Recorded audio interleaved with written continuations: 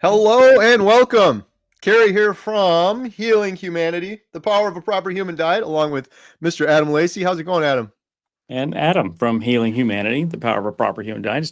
I'm doing absolutely great, Kerry. How about you?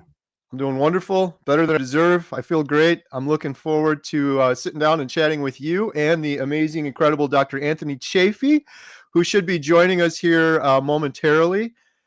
In the meantime, if you all have any questions, please post them in the sidebar with a QQQ. The purpose of this call tonight is pretty exciting. We have a new trailer for a documentary. Some of you may have seen it, but many of you probably haven't. And we're here to share it with Dr. Chafee. Dr. Chafee has been a huge part of our Healing Humanity project. He's actually in both of our trailers, the first one we did and the new one. And, Adam, I was just thinking back, Dr. Chafee was the very first doctor I asked if he would participate in the documentary. And he said yes. Said yes. Enthusiastically. I remember it like it was yesterday, even though it was about 831 days ago. He said 100% yes, which was really awesome because honestly, when I had the idea to do the documentary, I knew we were going to need some good doctors and experts. Even though the primary focus is the individual story, we can't have a documentary without the experts in there. And I had no idea how we were going to secure doctors and experts for this. So the fact that he said yes and was so willing was incredible and kind of opened the floodgates, so to speak, to ask all of the other doctors to participate. So, and now here we are 891 days later. So yes, he's always been so very gracious with his time and assistance in this effort. So, we definitely commend him for that. And he's probably one of the top, he's definitely in the top 5 as far as the length of time that we've actually filmed a person. So Maggie's probably number 1. Yeah. And only Maggie, I was going to say, he's definitely number 1 in terms of the experts. But Maggie was definitely more because we spent a week with Maggie, which, by the way, we never would have had Maggie in the documentary if not for Dr. Anthony Chafee. He made that whole introduction. So it's kind of surreal there for sure. So for those of you that don't know, we'll just chat about this real briefly before Dr. Chafee joins us. Adam and I are filming a documentary called Healing Humanity. We've been filming all over the world, 60 interviews. We've filmed literally all over the world, all over Canada, all over Australia. We filmed in the UK and all over the United States. And the purpose of the documentary was to follow real individuals who have experienced incredible healing eating a carnivore diet. In some cases, I would say miraculous healing. And several of those individuals, the goal was to follow over the course of a year. And some of the individuals had such well-documented stories that we were able to catch up with them afterwards, but still see them in the beginning, like our friend Lynn from Midlife Carnivore, who had excellent documentation of her story. But yeah, Adam and I have been traveling around the world filming the documentary. Adam, what are the stats on what we filmed so far? Well, we've filmed over 430 hours of footage, over 5,500 individual clips, and that's 48 individuals and over 60 interviews of those 48 individuals and in 4 countries around the world. Yeah. Hey, here he is. Oh. Dr. Chafee, how's it going? Good, man. Sorry, I was having massive technical issues. My internet kept crapping out, and then my camera wouldn't work, and I kept trying switching browsers, and it just kept like, your browser's not supporting your camera. And so I'm like, oh no. It was like, and like literally, it was like working, and then it just like all shut down, and then just said no, nothing works. And I was like, come on. Well, so I don't even know if my mic is working. It's saying it's like on a different mic, so I don't even know how. You sound great. Sound great. Look great. Okay. Sound great. Yep, coming through.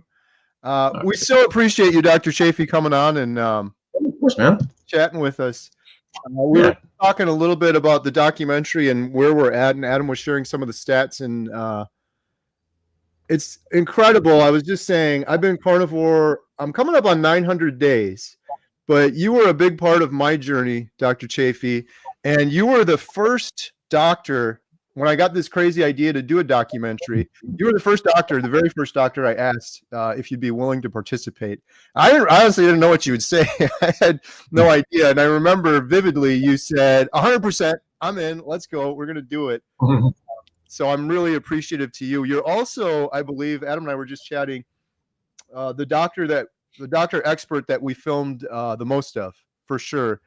We filmed Maggie more than you, but in terms of the doctors and experts, we filmed you the most. So, I thank you. I appreciate it.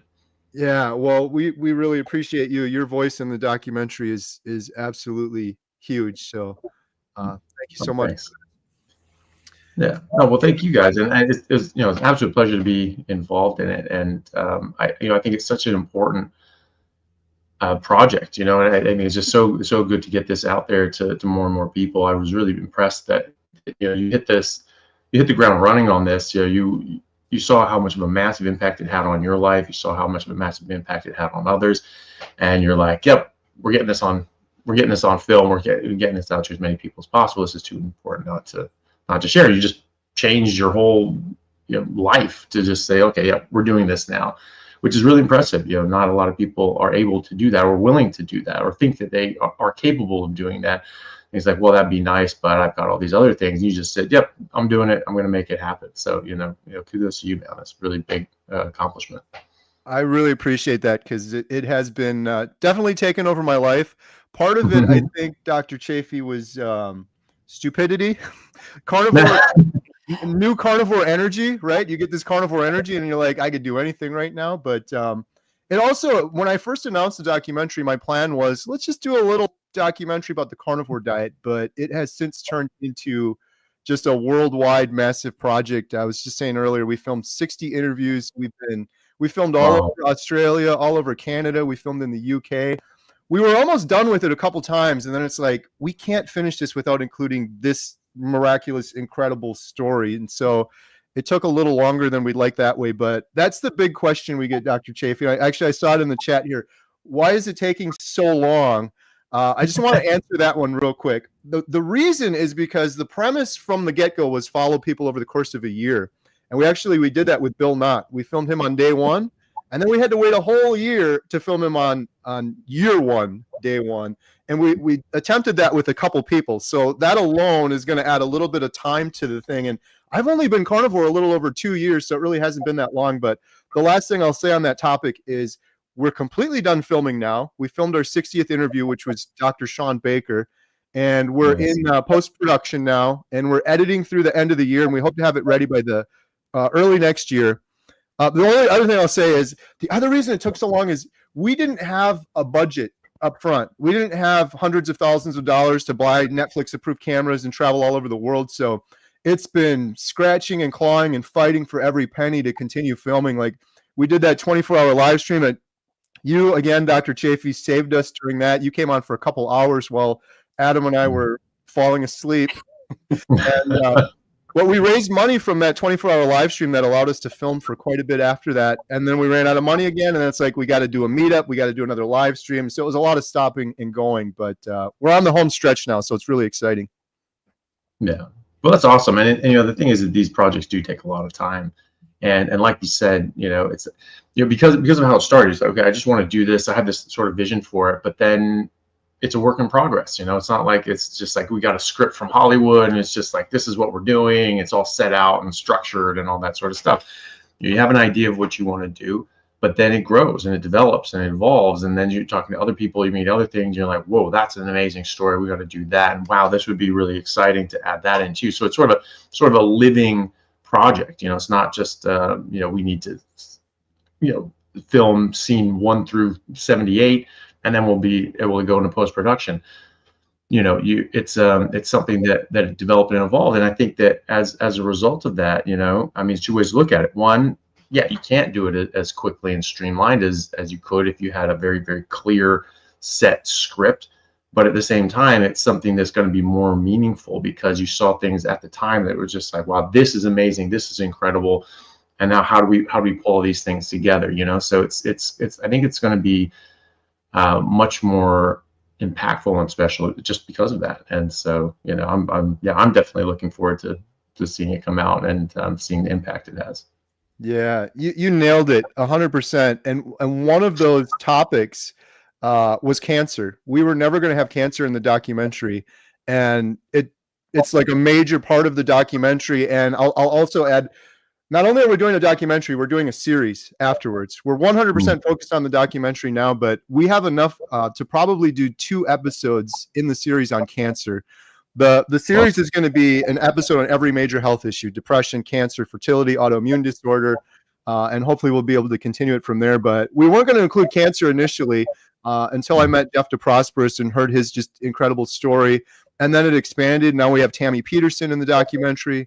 We interviewed Professor Thomas Seyfried, and then we were blessed to interview his entire team at Boston College. Brad and Maggie Jones, like the cancer part of it. I never realized, Dr. Chafee, like how far eating a carnivore diet can go. Like, cancer in my head was always, that's a genetic fluke. You know, you just got it. You got bad luck. Until I learned the truth that the majority of people having cancer nowadays, I believe, is from chronic systemic inflammation. And most people are systemically inflamed from the foods they're eating. It's almost like a cautionary tale in the documentary too. It's just like, everyone knows someone that's had cancer, is getting cancer, but avoiding getting cancer is one of my big reasons why I'm continuing to do carnivore, even though I've met all my other health goals. I want to live a long and healthy life and avoid things like that. So, yeah, well, or that, you know, they might know somebody or have known somebody or will know somebody, unfortunately, because now the statistics are that 1 in 2 people, 50% of people, certainly in America, will at one point have cancer in their lives, which is an appalling statistic. It was much lower than that 40 years ago, much lower than that, several times lower than that, and 50 years ago, 100 years ago, it was vanishingly rare in compared to 1 in 2 people, and even then, anthropologists and ethnologists were arguing that this was really a disease of civilization, that there was really only people in Western countries that were getting cancer in the first place. These native populations like the Inuit, the Maasai, etc., they really weren't getting cancer when they were living their natural diet. But then they came to Western cities, they started living a more Western lifestyle, Western diet included, and then they started getting cancer and actually were more predisposed to getting cancer. They didn't have as many defenses against these inappropriate ways of eating, living, and exposing themselves. And you don't have to even think of it as just eating. It's just you're being exposed to things that harm your body, and specifically with cancer, harm your mitochondria. Could very well cause DNA damage, but also cause mitochondrial damage. That mitochondrial damage precipitates further DNA damage. So, I do think that this is largely, if not exclusively, a metabolic mitochondrial disease. There are genetic changes that involve and do alter the course and the function of these cancers as well, but they're tied hand in hand, right? That one begets the other. When you have damaged mitochondria, it causes oxidative stress and further damage to the DNA as well. And certain genetic predispositions typically affect the functionality of the mitochondria. So you have things like Tay-Sachs disease and these other sorts of things that actually massively increase your risk of developing cancer down the road. But what do? They damage the functionality of the cancers. It's very interesting. If you have functioning mitochondria, this has been shown by Nobel Prize winner Otto Warburg, and then shown again and again multiple times over in experimental data sets, that if you have healthy mitochondria, you really can't get cancer. The reason being is because mitochondria actually run the cell. And so when you're talking about cell division, inappropriate cell division, unregulated cell growth, which is cancer, because these cells are just dividing, and nothing is holding them back. What holds them back normally? It's healthy mitochondria that say something's not right. You're not allowed to split and change and multiply, right? But if the mitochondria are damaged, it's an active action that they have to take, that they recognize something's wrong, and then they physically go and stop it from proceeding. But if the mitochondria are damaged, then they can't stop it. It's like they don't have any guards or security or anything like that, and just things are just running or forming at work or whatever. It can't tell that there's something wrong and should shut down the process. And so these mitochondria are damaged, they're destroyed, and then these cells just grow and replicate and divide, and that's cancer, unregulated cell growth. They also are unable to apoptosis, program cell death, kill themselves, saying, hey, look, there's something damaged here. We need to shut this whole thing down. We need to just close the factory. Mitochondria would do that too, and it's an active process. So these are very important. And when you take mitochondria, they've done this, and it's nuclear transfer study. I'm sure Professor Seafried talked about this. I've talked about this. But when you take now not all cancer cells even have any genetic changes. There are entire cancer lines that have no genetic changes whatsoever. So we can't say this is exclusively a genetic issue if there are no genetic changes whatsoever in some cancers. But every single known cancer has damaged mitochondria. And they took the nuclei from those cancer cells with the DNA that we would say this is cancer, even though not all the cells have that DNA and they still behave as cancer. They took the ones that did have those genetic changes, transferred them over into cells that had healthy mitochondria, healthy cytoplasm, no cancer. It didn't behave as cancer. You could even clone these things into rats and frogs. That is what they used. Then they took the damaged mitochondria out and replaced that in the cell, a normal healthy cell that had normal healthy DNA, and it did behave as cancer. They couldn't clone it; they just died. And then to sort of really put the nail in the coffin, they just took healthy mitochondria out of healthy cells, put them into cancer cells, and then suppressed the cancer because those healthy mitochondria stopped it from dividing, stopped it from going forward, and just say, nope, this is wrong. We need to fix this, or you're not allowed to replicate. So it's one of those things that is so important because it is such a catastrophic disease. And this is something that takes so many people's lives. It costs billions and hundreds of billions of dollars to treat this. And we're significantly impacting the lives and health of the planet by just saying, well, this just happens. Probably was happening all the time. We just didn't realize that 1 in 2 people got cancer because we're all stupid and nobody understands anything, except for now because we're so smart. And this iPhone has the cancer detection abilities, and that's what's doing it. No, that's idiotic. You know, doctors previously had to do a lot more with a lot less. They didn't have all the MRIs and the scans and CTs. They had to figure things out through clinical diagnosis, and they were much better at it. They were much better at it. And now we have MRIs. We've had MRIs for a long time. We've had CTs for a long time. We've had these diagnostic abilities for a very long time. So you cannot say that's just all of a sudden we just got this new piece of technology and everything's changed. Also, you know what happens when you get cancer? You die, and you die from cancer if this goes unchecked and untreated.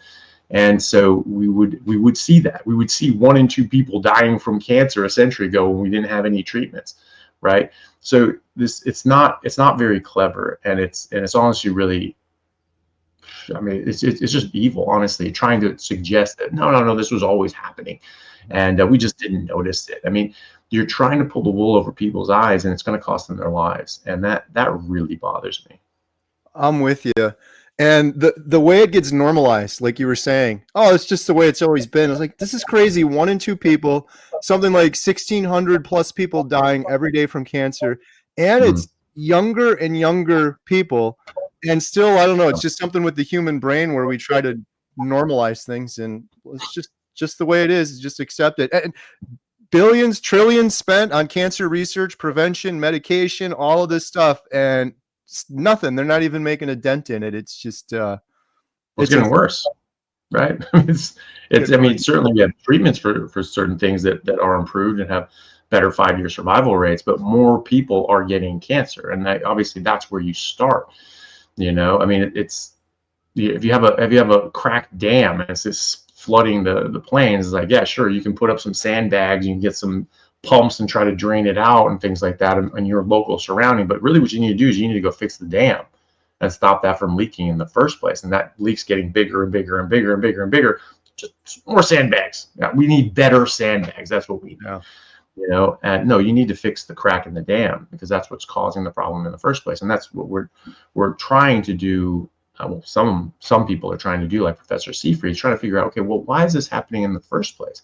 And you know, if you can figure out the mechanism and what's actually happening, then you can figure out the cause and you can figure out the prevention. And if you figure out the prevention, then you're halfway there to figuring out the treatment, because something that can prevent a disease can potentially also treat it. Now, if you have something like cancer, there's just this massive shift in the cellular functioning.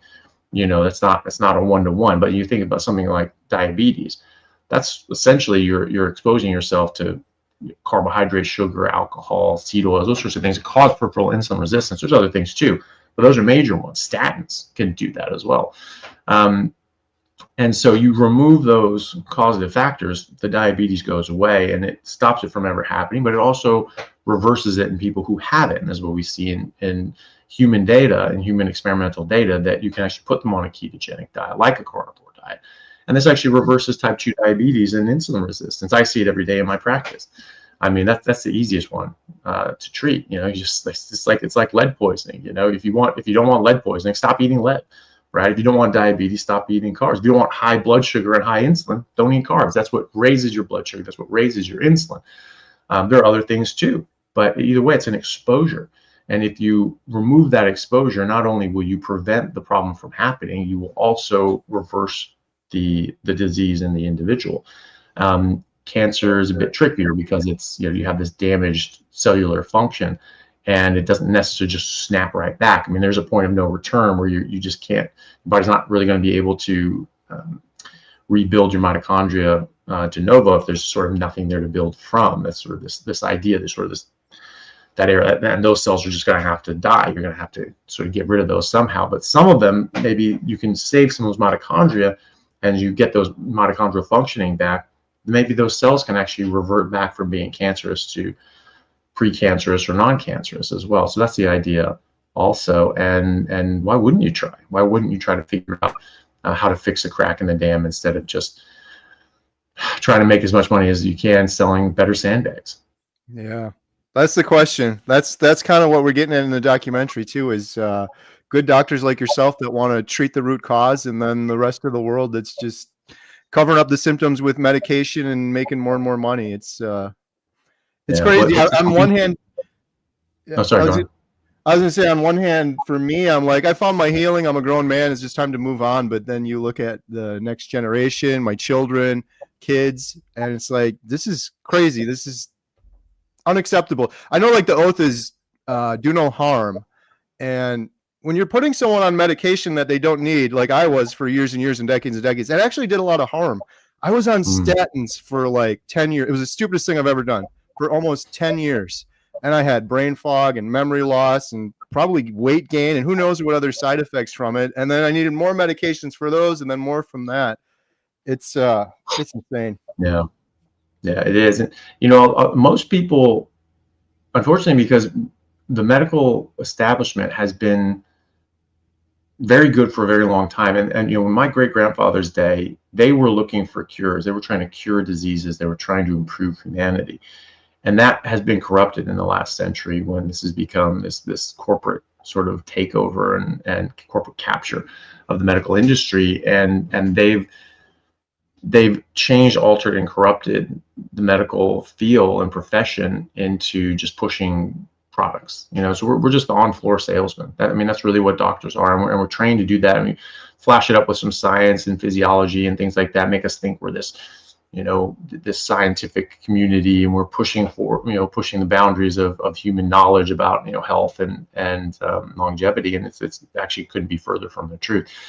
We're given the tools. We're given the tools and an understanding of the human physiology to actually come to the conclusions that are correct, and say, hey, how do we actually fix this? You know, we actually are given the tools, but we're spoon-fed the answers. We're not told, hey, look, here's the physiology, here's the background, here's all the tools. What do you think? And allow people to sort of figure these things out. They said, here's all the tools, here's all the things, and this is why this thing's right. This is how you treat this. This is how you treat that. This is how you treat this other thing. And it's just pills, right? And so we're not trained to think any other way. We're not trained to think on our feet and outside the box, saying, hey, how do we figure something out? How do we change our understanding of this? We're not trained like that, but we are given the tools. I mean, everything's there. I mean, I was given the same education that millions of others were, and because of, you know, certain things that I saw, and I was able to say, like, hold on a second, this isn't adding up. And I started being able to look into it a bit further and find in this current scientific literature everything I needed to know.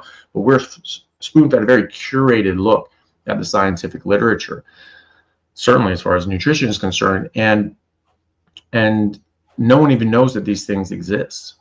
And I mean, you just go on PubMed, go on Google Scholar. Google Scholar actually has a wider net. You get more studies. PubMed's open old boys club. They only let certain things in, which is interesting. But either way, you just go in there and put in any illness that you can think of, and ketogenic diets. Like you will almost always find something. You know, diabetes, certainly, Alzheimer's, Parkinson's, cancers, whatever, autoimmunity, all sorts of things. So we have studied this. There are thousands of randomized controlled trials in humans looking at ketogenic diets for specific health outcomes. And it's the most rigorously studied diet, but none of this gets taught, even though a ketogenic diet, by that name, was specifically a prescription diet for epilepsy. And prior to that, for diabetes. I have my great-grandfather's medical textbook from 2009, or sorry, 1910. 1910, from William Osler. He was the great medical educator in American history, and he was John Hopkins' first professor of medicine. And there's a chapter on diabetes, and it's very clear. You treat this with diet. It's a zero carb diet with equal parts protein and fat. This is the only thing that keeps people alive. This is the only thing that prolongs life in type 1 and type 2 diet. They didn't differentiate back then. And they said that, you know, there's a very high mortality rate in juveniles, kids, it would be the type 1s. But very high does not mean 100%, does it? It means very high. And a lot of people died, but they died after 8-9 months of having no insulin. And now people say, well, if you have DKA, you don't have insulin, you're going to be dead in a couple of weeks, right? These guys were living 9 months to a year just with ketogenic diets, right? And they call it an animal-based diet. They just ate meat. It's really what they ate. And some of them didn't die. Some of them actually lived long-term without insulin and were able to ostensibly start producing insulin again, which I've seen in clinical practice, and it's actually in the case literature. There's 2 case reports out that people have used ketogenic carnivore diets to treat type 1 diabetes. They got them early, and it seemed to have slowed or stopped the autoimmune process, that immune damage process. Type 1 is an autoimmune disease. If you can stop that process before the beta cells are completely dead, then ostensibly they can regrow. Also, in type 1 diabetes, it damages the beta islet cells that make insulin, but it doesn't actually damage the beta stem cells. So if you can figure out how to trigger the stem cells, you could regrow the beta cells and the body's ability to make insulin. That's absolute. That potential is 100% there, and we're seeing it. We're seeing it to an extent in people that catch that early. I have 2 patients who had presented with type 1 diabetes and full diabetic ketoacidosis into the hospital, had elevated antibodies, had 0 C-peptide, 0 insulin, blood sugar through the roof, ketones through the roof as well. And they were very sick. They were put on insulin instantly. Their blood sugars all over the place. They're hard to control it. I saw them a couple weeks after they got out of the hospital, put them on a ketogenic carnivore diet. All of a sudden, flatline on their blood sugar. There's no variability. Everything's right. So the very least you can say is that this is going to help you control your blood sugar much better and not have to, have these problems with dosing of your insulin. But in these cases, presumably because it's an autoimmune condition, and carnivore diets help treat autoimmune conditions, because I think it is a root cause issue. I think it is this exposure, plant toxins, glyphosates, agrochemicals, industrial chemicals, what have you. They are damaging your body, your body's reacting to them, and your organs are getting hit in the crossfire. That's what I think anyway. And when you apply this in practice and just remove these exposures, it actually works. And these antibodies start coming down, the damage goes away. And so we see this in type 1 diabetics as well. In the case literature and in my practice, I've seen this twice now. Thousands of times for just normalizing blood sugar. But for these 2 individuals that we caught it early, after 6 weeks on a strict ketogenic carnivore diet, they started making insulin again on their own. You measure that by C-peptide. C-peptide is sort of a molecule that pops off. When we make insulin, it's bound to something called C-peptide, and then it splits off, and we can see insulin, and we can also see C-peptide. But when you're injecting insulin, you don't know which is your insulin and what's your body's, what your injected insulin is.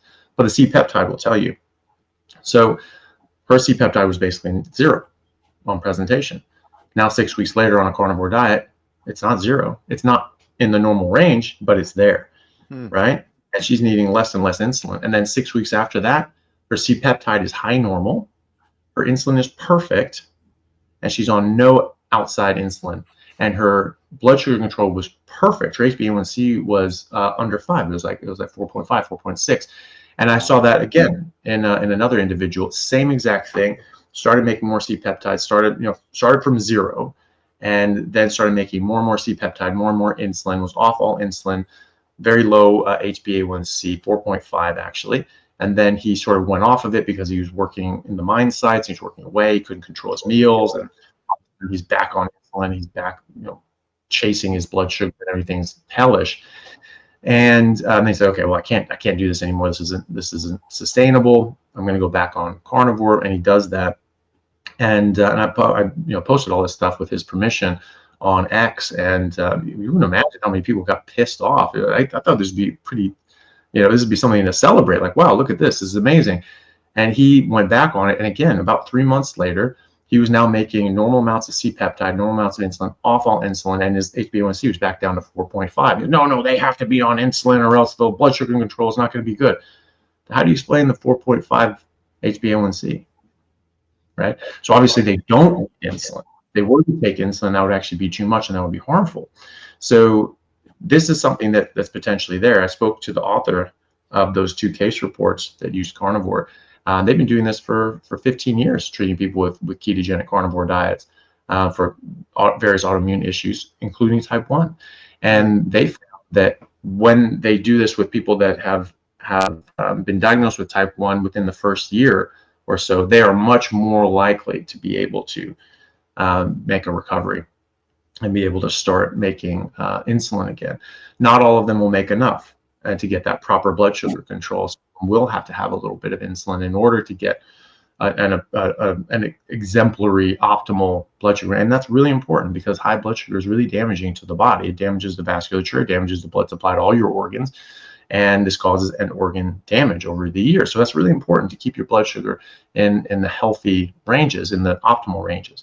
And if you need a bit of insulin to do that, then you need to do that. Interestingly enough, and this is, I think, is actually more physiological evidence that we are carnivores and we're not carbivores, is because, and we're meant to be in a ketogenic state, is because the insulin that our body makes perfectly matches the curve required by protein. You get like a bit of a insulin bump, blood sugar bump when you eat protein, and you get a big spike when you eat carbohydrates. The insulin that we make actually is that slow curve that fits the protein, doesn't fit the big spike of carbs. And this is why we have carbs. Even someone who's not diabetic, they'll have this big carb swing up, and then all of a sudden, bam, they'll go too low, and they have to eat carbs again. They have to eat carbs again. They go on carbs again. They'll have this up and down, right? That's because our insulin is sort of a longer acting because it's expecting protein. It's not expecting carbohydrates. And so when you get this big spike of sugar, but this slower arc of insulin, all of a sudden this comes down, now it goes too low. But your insulin's still here because it's expecting the protein. Now you have to eat more carbs to catch up, and and you keep doing that game, right? So when type 1 diabetics who require insulin go on a ketogenic carnivore diet and they're getting their insulin demand is for the protein that they're eating. If they take the old original form of insulin called R insulin, which is like our insulin, it matches that curve of demand that you need from protein, which I think is, again, more physiological evidence that we're not designed to eat carbs, we're designed to eat protein and fat. And so, when you do that in the first year and you put someone on a ketogenic carnivore diet, you are much more likely to be able to recover at least some of your body's ability to make insulin. And many people have been able to completely come off insulin. And that's what we see in the literature going back centuries, like Sir William Osler's textbook saying this. It's a high mortality rate, but it's not 100%. And some people survive, some people live, and some people never have a problem as long as they stick to the diet. It's a prescriptive diet.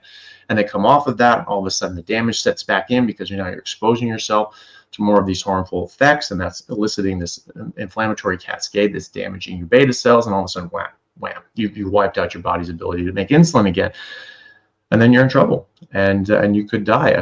Speaking to the author of those 2 case reports, she said that they actually had that those 2 people had actually come off the diet, and bam, got full on type 1 again, had to go back on insulin. Now they're insulin dependent because they weren't able to stick with the diet. But other people that they've had over the last 15 years, there's people that have been on there for over a decade that never had to go back on insulin.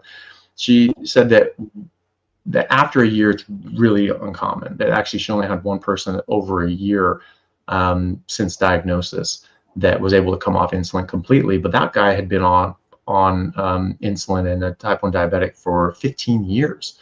And now he's off insulin completely, right? So that probably has something to do with those beta stem cells. Somehow we stimulated those things. And we've seen this in animal models. And they looked at the fasting mimicking diet, which is ketogenic diet. It mimics the metabolic state you'll be in when you're fasting.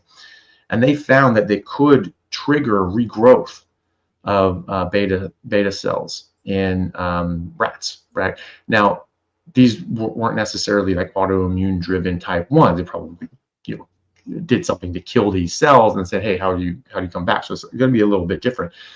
And also, if you think about it, if you have an immune process that's damaging these beta cells, then and you don't stop that immune process from happening, then even if your stem cells are pumping out new beta cells, they're going to get killed right away before they ever reach a critical mass can actually start taking over your insulin demands. So you have to stop that inflammatory process first. In an animal model, which it's not an inflammatory process, you've done something artificially to kill these cells and stop their ability to make make their insulin. Then maybe when you trigger the stem cells to regrow, then that's very easy because you're not continuing to damage these things. We're in an autoimmune process. And again, autoimmune, I don't think it is autoimmune. I think there's something else completely going on besides your body attacking itself on purpose because it thinks it's an infection. I think that's entirely wrong. And I have a whole video on that called Rethinking Autoimmunity or Autoimmune Disease. But either way, you stop the damage from happening, which we see in carnivore diet patients, that we stop this damage from happening. Even though you have these elevated antibodies, they're not damaging the body, and then eventually those antibodies come down. Then you eat something that is off plan, all of a sudden, bam, those antibodies shoot back up because that's what they're responding to. They're not responding to your body; they're responding to the food or the chemicals that you're exposing yourself to. And so, if you're not exposing yourself to this, then those antibodies can be there, but they're not damaging you, right? Because you're not what they are built for. Like celiac disease, when you eat gluten, you get all this damage to your gut. But when you stop eating gluten, that gut damage heals within 4 to 6 weeks, even though the antibodies towards celiac and towards gluten for celiac stay elevated for over 3 years after your last exposure to gluten, right? So that's not an autoimmune disease, even though it's classified as an autoimmune disease. Right? It's not, your body is not attacking itself. It's attacking the gluten, which is attacking your body, and it's stuck to your body, so your body gets hit in the crossfire, right? And so if you stop that damage, like saying the type 1, before the beta cells are completely wiped out, then potentially they can come back, or while those beta cells can still be stimulated, they could potentially come back. And we're at least seeing that in the early stages of type 1, which is amazing. And that's in the literature, in the medical literature, in the textbooks from the world's leading medical experts of their day. And literally, Osler is still considered the greatest medical educator in history. That is his claim to fame. And that is exactly what he said. Johns Hopkins, this is how you treat diabetes. You put them on basically a carnivore diet, a ketogenic carnivore diet, and people live when otherwise they wouldn't. And not all of them do, but it still shows that principle of addressing the root cause of the issue. Right. That's amazing. Some of these stories are just, you almost start taking them for granted. You hear so much healing on carnivore from different things. Actually, I have a follow-up question for you on that.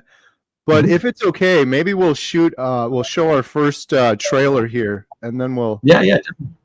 All right. So for those that haven't seen it yet, I'll just set this up real quick. This is our first trailer for Healing Humanity. We filmed this a long time ago. Bill Knott, who's in the chat, is in the trailer. Dr. Chafee's in the trailer a little bit as well. This was before we filmed you. I think the last time we filmed you in Australia also, but this was a while ago, and we're going to show you the new trailer a little bit after this one. But here's our first trailer.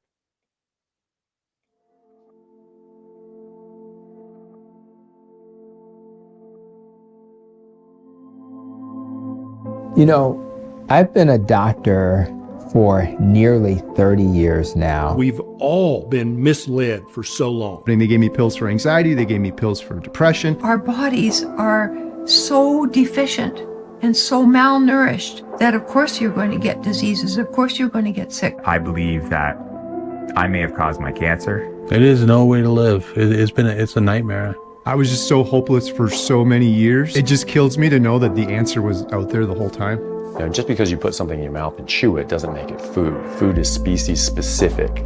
We can sit back and we can say the bloody doctors, it's not their fault. They were trained and they're doing what they were trained to do. The thing that really pisses me off is that the people that we should have been able to trust, the literal organizations that we look up to protect us, are the people who have done the majority of the misleading.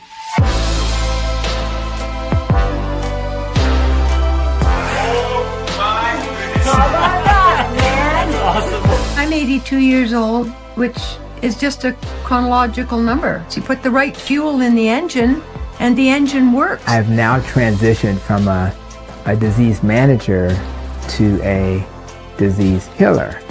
I've transitioned from a drug dealer to a healer. 3 weeks ago, I didn't know this man, Bill, from Alaska. Bill is 700 pounds and he's been stuck in his house for 4 years.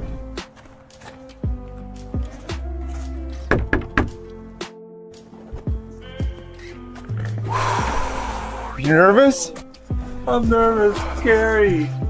You know, I live in Alaska, the most incredible place on the planet. I had to have a toilet put, a few feet from my bed, which I can barely walk to as is. I have not been outside in over 4 years. This is life or death for me.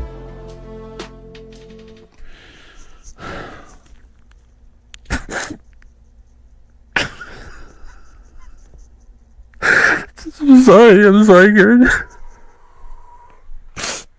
I'm sorry about that. Here. Man, Thanks, dude. Oh my gosh. Oh my gosh. Now, for the first time in a long, long time, I'm looking towards the future, which I've not had in such a long, long time. And it's just the most incredible feeling. There we go. No problem. Yeah, so part of the reason we had to do a new trailer, Dr. Chafee, is because we couldn't keep up with Bill's progress. He was down 200 pounds there. He is approaching half the man he used to be. He's almost down 350 pounds, started at 700. Wow. That's amazing. And the thing was too, if I understand it correctly, I mean, we say 700 or whatever, but that was actually the maximum that the scale went to. We actually don't know if he was over. It could have been higher than that. Yep. It was just that's the max. He was at least 700 pounds. At least, and so that's such a massive recovery and accomplishment. I mean, that's huge. You don't hear that happening very often. It's fucking amazing. It's crazy too, because like, what are the odds that would all work out? He was the first person we filmed, and this was before Adam was on board. So my daughter Emma and I flew there, and we're driving to his house, and I'm like, this is bad parenting. Like, this could be some crazy guy in Alaska, some dude I met on the internet. But the fact that here we are over 2 years later, and he's thriving on Carnivore. We went and filmed him 1 year later. And that's in the documentary. That's a big part of the documentary. You meet Bill in the beginning, and then 1 year later, you see him out in the freedom of Alaska, which was one of the most profound, incredible moments of my life, witnessing that and filming that. But then, Dr. Chafee, we just, my wife and girls and I just got back about, I'd say 3 weeks ago. We just went to visit Bill because he's become like a best friend. I talk to him all the time. He's Uncle Bill. We didn't even go up there to film. We just went up there to hang out with him. Nice. Yeah, he's doing absolutely incredible. He's got his own YouTube channel. He's inspiring a lot of people, and people are fired for his story. But one of the things I wanted to ask you about was the other person in the trailer. Every time we show this trailer, people get so fired up about Maggie, Rancher Maggie. And you know Maggie, and you spent some time with her.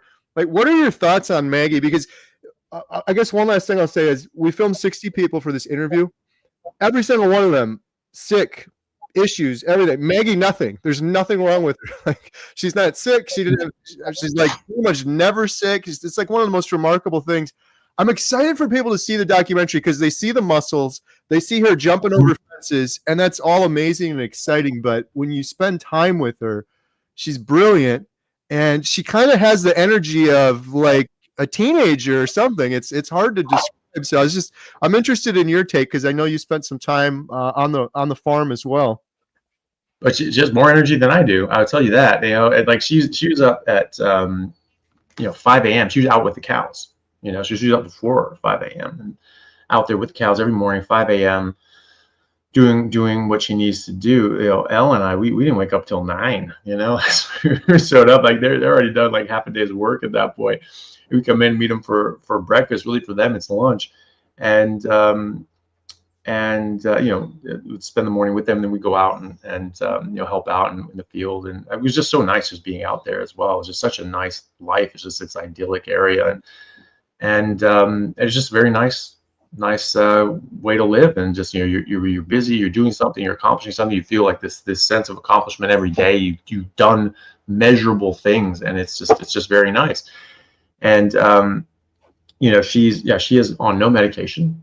And people say like she can't be that age or whatever. I've seen, and I know you have too, I've seen her birth certificate, I've seen her passport, I've seen her commercial driver's license. It all matches up. She was born in 1941, and I've met her grandkids. I've seen pictures of her great grandkids.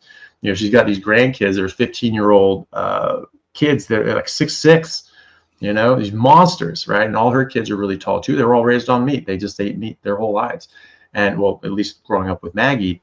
And then the grandkids, a lot of them did as well. And these guys are giants. They're actually the size and stature that humans are supposed to, because not only did our brains grow because we had to figure out how to take down mammoths and things like that. So, our evolution favored intelligent people, but these were intelligent hunters that had to physically take down an animal through intelligence, but also their physicality. And so our evolution favored both height, strength, athletic ability, and intelligence. So that's really what we should have, is the ancient Greek sort of idyllic form of the warrior scholar, right? The warrior philosopher, that you're this big, strong, physical. Plato was a gold medal wrestler, in ancient Athens, right? And that's what he's called, Plato. That's not actually his name. That because his shoulders are just super broad. He's just this big ass dude, and so his wrestling coach nicknamed him, wide load or whatever the hell was Plato. They call him Plato, and so that's his nickname. That's not actually his real name. And so that's that ideal form is this top athlete, top physical specimen, and having the intelligence as well to go along with it. And that's why we needed that. So you're seeing her whole family's like that. They're all extremely intelligent, they're all extremely well educated, and they're all big, strong, healthy people. And she's very healthy. No medications in her 80s. I mean, how many people in their 80s can say that they're not on medication? They've never been on medication, don't need medication. I mean, some people are not on medication. They should be on medication, but she doesn't need medication. And I've seen that again. Doing these sorts of things prevents the high blood pressure, the diabetes, the other sorts of issues that most people her age would be on medications for. So the same things that would prevent the need for her to go on those medication would prevent the high blood pressure, this and that. If you apply that to someone who has high blood pressure, who has diabetes, who has these other issues, it should reverse that, right? If it's actually the root cause. And that's what we're seeing. I'm seeing my patients, elderly patients that are coming in and starting a carnivore diet, and they could be on 8, 10, 15 medications, right? And one medication, like you said, is just called a prescription cascade. And this is something that we were taught in medical school. You don't do that. This is bad medicine. You don't prescribe something that has a side effect and you prescribe the next thing to deal with that side effect that has more side effects, and you keep prescribing. That is bad medicine. And yet the drug companies love this. There's Callie Means, who's a whistleblower for the food and drug companies, said this. He said that there was an executive from some pharmaceutical company that said, do you know my favorite medication is that our company makes, and you would hope it'd be something that treats like childhood leukemia or something like that, something that saves babies, right? And it's like, no, my favorite drug that our company makes are drugs that have side effects that we have other drugs that treat. And it's just like, someone needs to arrest you. I mean, that's just evil. Like you're bragging about profiting off of suffering that you're causing. That's not right. You're not trying to help anybody. You're trying to help yourself. And that's evil. Honestly, that is just evil. You're looking at people as chattel and just something that we can own and milk money out of. It's just evil. And so I've had patients that have been able to, de-prescribing is a major part of my practice. You put people on these interventions, and now you have to get them off these medications that they don't need anymore. Yeah. And now causing harm. They're going too far the other way. And I have one. This wasn't a patient of mine, but it was a friend of mine who's a general practitioner here, was working in geriatrics, so with elderly medicine. And she contacted me and said, "Hey, there's a patient of mine, and I think you'd like to know this, that he was 86 years old. He checked himself into a nursing home basically to die because he couldn't take care of himself anymore. His family couldn't take care of him, so he just had to sort of basically sit here and just wait for his body to give up entirely and just go away." And kind of a depressing thought, but definitely a depressing thought. And he came across some of my videos, and he decided just to give Carnivore a try. And it's like, well, what do I got to lose? And she said that in 3 months, he was not only back home living independently, but he was working out, lifting weights 3 days a week, swimming twice a week, and off all medications, all of them. 3 months, right? So you have to sit up and take notice when that happens again and again, thousands of times, hundreds of thousands of times, millions of times now around the world, because that's a strong signal that this is actually addressing the root cause. This is actually root cause medicine. And sure, let's get randomized controlled trials going on this. I'm all for it. I'm in the works of doing several studies at the moment, certainly cohort studies and case reports and case series. We have one on MS. We're coming out 10 to 12 patients, depending on what our final numbers are, that have reversed their multiple sclerosis, which is this is a fatal disease. It cripples people, and yet we're seeing people not only improve symptomatically, and some people are getting out of wheelchairs and things like that, but on MRI their lesions are shrinking, which as far as I know has never been shown in any publication ever. This is going to be a first, and should be on the news. That should be front page news, by the way. It's crazy. It should definitely be. And you know what, honestly, I'm going to try to get this out there as much as possible to see if we can get this, because that's the thing. When Ozempic makes front page news on 60 Minutes, they're talking about this amazing new weight loss drug and things like that. But then the Journal of American College of Cardiology do an umbrella review looking at meta-analyses and randomized controlled trials showing there's no connection between saturated fat and cardiovascular disease at all. Major publication in a major journal, no one knows about it. Not even doctors, not even cardiologists.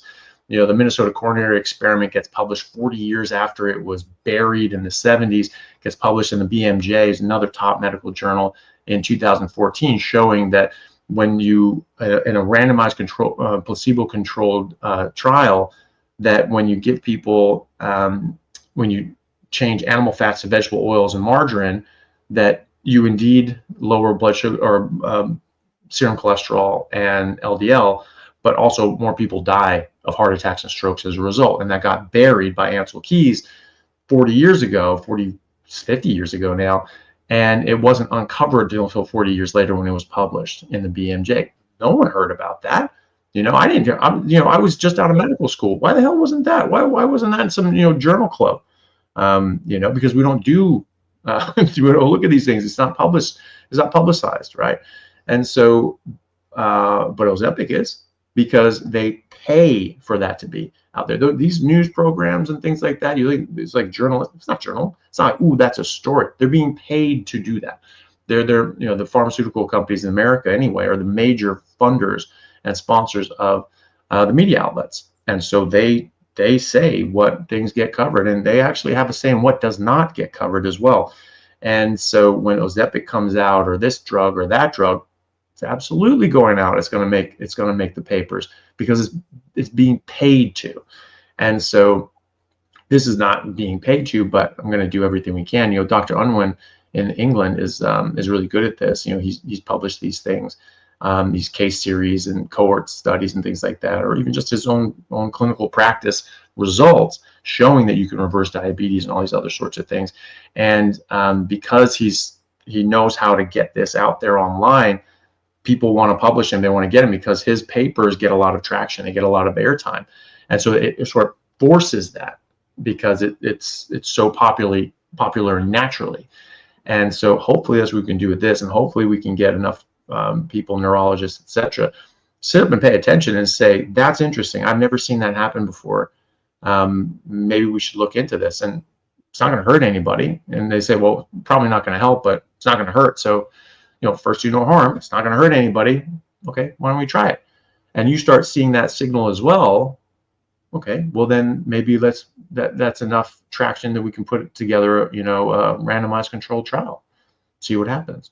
You know, so it all starts somewhere, and I'm all for that. But I think there's certainly enough evidence out there to just at least apply this. It's not going to hurt anybody.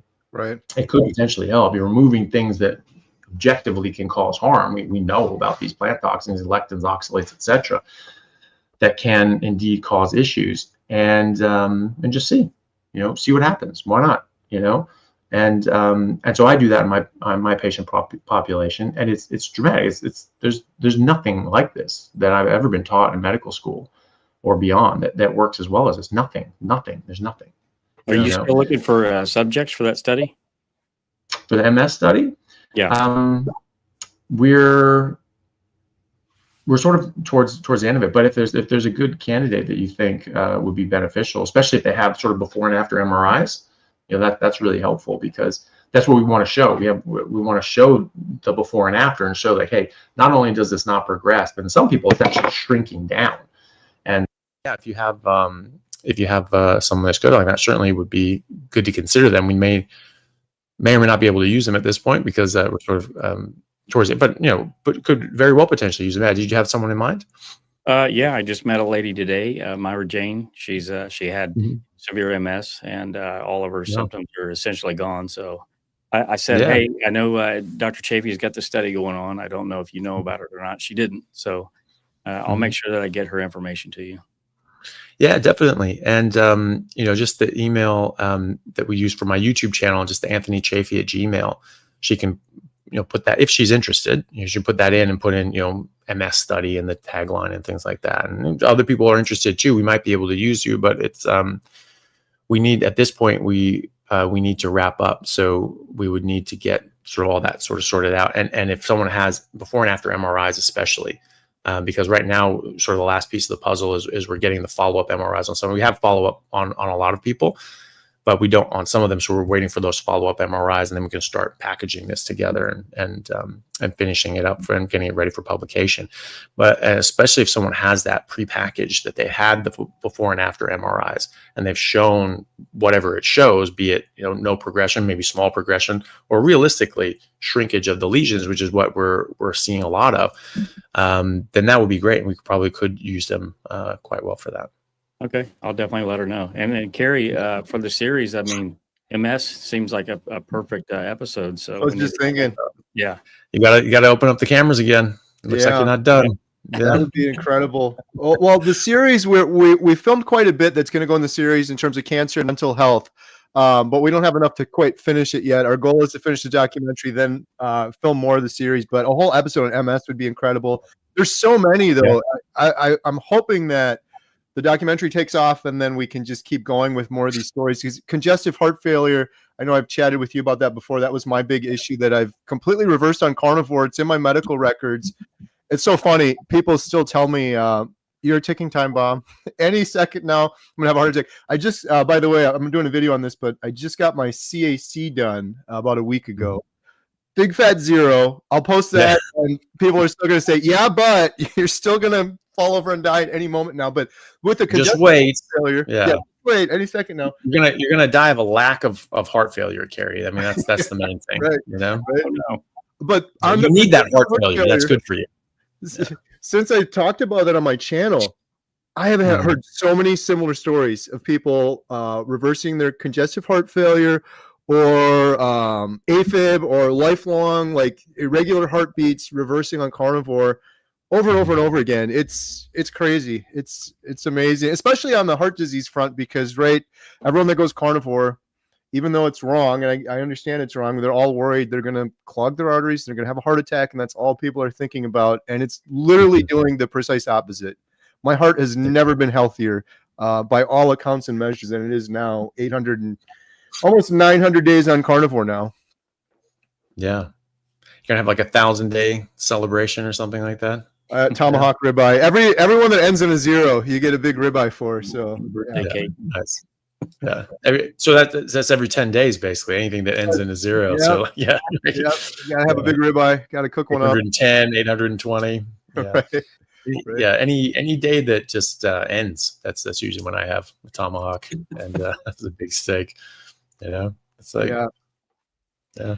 So I want to be respectful of your time, Dr. Chafee. I know we're at an hour now. I don't know if you got a little more time, but maybe we show the second trailer now. Yeah, that'd be great. Have you seen it yet? I don't know if I have. I've seen I think one that you guys released before, but I may not have seen this one. Yeah. I'm excited for you to see it live with us. That's pretty awesome. You're a big part of it for sure. I'll just give a quick preface. When you do a movie like this, a documentary, you usually have multiple trailers and clips and teasers.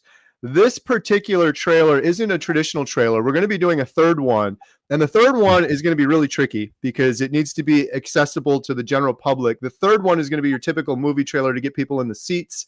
So this one, the goal of this one was to show the scope and scale of the project that we filmed 60 interviews all over the world. It was for the donors, the GoFundMe supporters, all those folks. So it's a little bit different.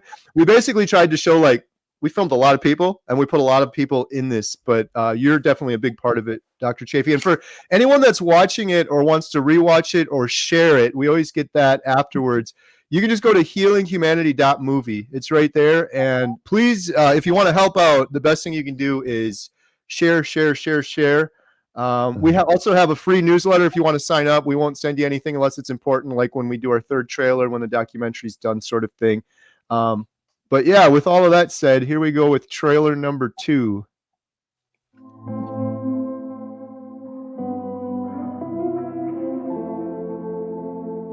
When I walk into a grocery store and see thousands of items on the shelf, that does not register in my brain as food. And of course it's not. This has never been food to any human being for the entirety of human history.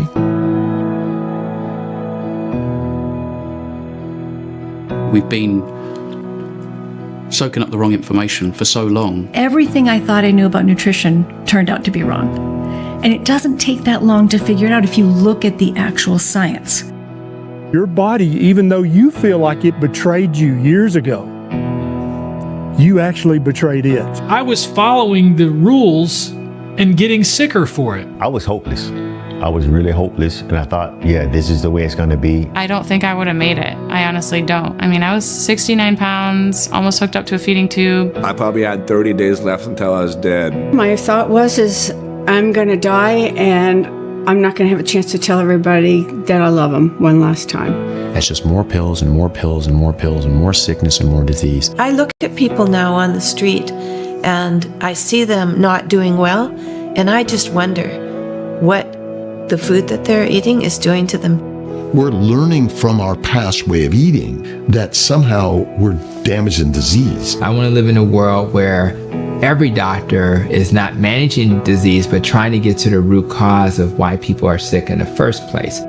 That's what being a doctor's all about, isn't it? Being able to take somebody who's got no hope and give them hope. And it's a real hope. It's a true hope. It's not a false hope. I'm not interested in any other profession.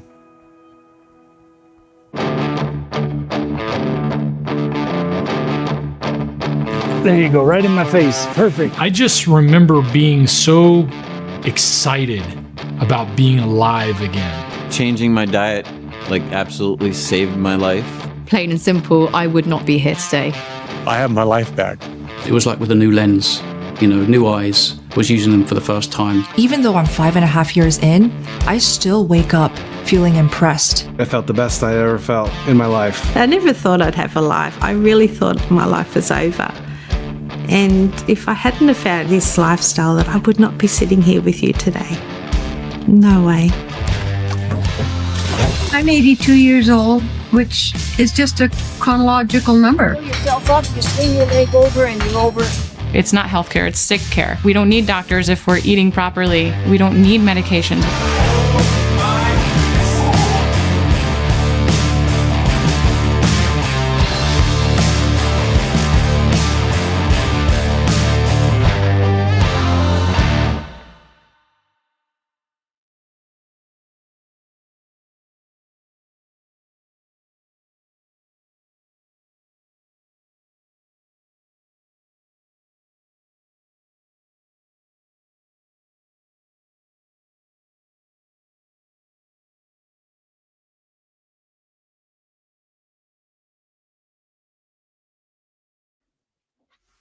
That was badass, man. I really liked that.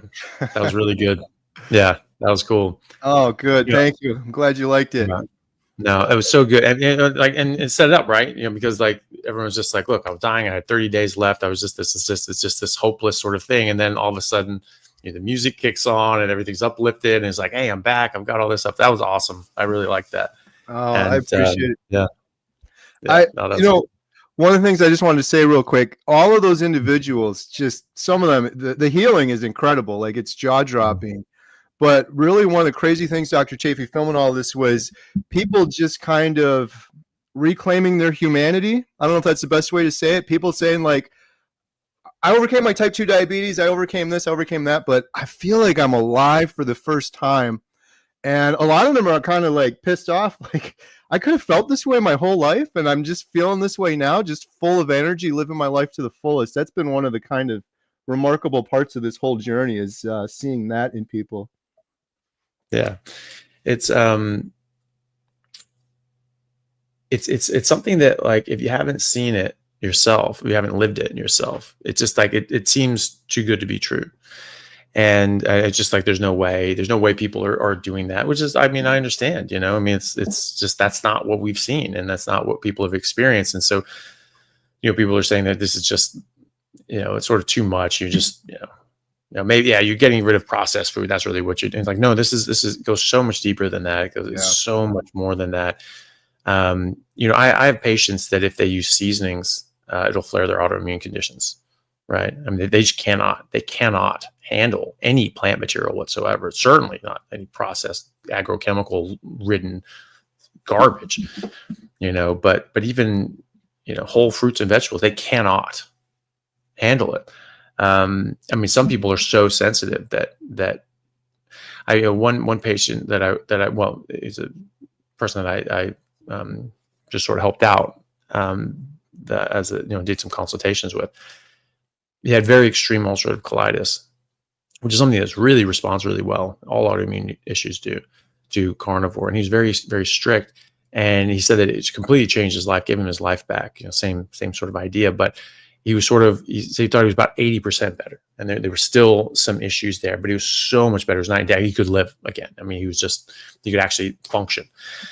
And, but there was just it's just weird. There's just these little things that were still nagging and still on there. And you even go into just beef and water, we basically had to start trying to go just grass finished beef and lamb. Right. So some people are so sensitive, they can't even handle the inappropriate plants that the animal that they're eating ate. Right. So, for people to say, no, that can't possibly be, it's just like, you're not there. You're not seeing this. You're not treating patients with this on a day-to-day basis. And, but when you do start seeing that, it starts really, well, it's just miraculous. I mean, it really is miraculous. And when you understand the physiology behind it, it makes sense. There are toxins, you don't want these toxins in your body. Some are worse than others. Some will just kill. Oh, it's not that toxic, as I ate a salad the other day, I didn't die. Like, okay, yeah, no one's saying that it's going to kill you today. It's about damage and inflammation and buildup over time. And in some people, that's not the case. They will have absolutely a much more extreme reaction to that. Michaela Peterson, she has a salad. She gets a massive rheumatoid flare up, and is in excruciating pain. So she's very sensitive to that. The native populations, Inuit, Native Americans, etc., that far higher rates of chronic disease and illness when eating a Western diet. And that's something that has been documented anthropologically for centuries. This is in the current anthropological literature, that the diseases and health issues that native populations alive right now and historically get are accidents, injuries, war, trauma, right? And infectious disease, right? Those are the major things that afflict them. And their modal age is in the 70s or even 80s, meaning that when they live to adulthood, how long do people live? It's as long or longer than us, right? But they're not dying from diabetes and heart disease and cancer. They're dying from a harsh existence, not getting enough food, and getting killed by a leopard. You know what I mean? So it's a very different thing, and their infant mortality rate is very high because they're in the middle of the woods, right? They're not at pediatric hospitals and things like that, and having a NICU and any sort of other issue, can be addressed there. So, but when they transition, this is in the current anthropological literature. This is not me saying this. This is anthropologists right now saying this, that when they transition from their, traditional way of life, which is not as traditional as we think. Everything has been changed over the centuries and millennia due to necessity. Certainly not the same as what our traditional life would have been prior to the megafauna dying out in the end of the last ice age. That, excuse me, that when they transition to a more Western diet, a more Western way of living, and start living in cities and things like that, then their health issues transition as well. So when their lifestyle changes, their health issues change. And so then they start getting the so-called diseases of civilization. That's what they're termed. What the hell is that? Chronic diseases, non-communicable chronic diseases. So the diabetes, the heart disease, the cancers, mental health disorders, autoimmunity, etc. They don't get any of these when living lifestyle X. And then they change to a Western lifestyle. Then they get it. They get hit full in the face with it. So that again shows that causality, cause and effect relationship.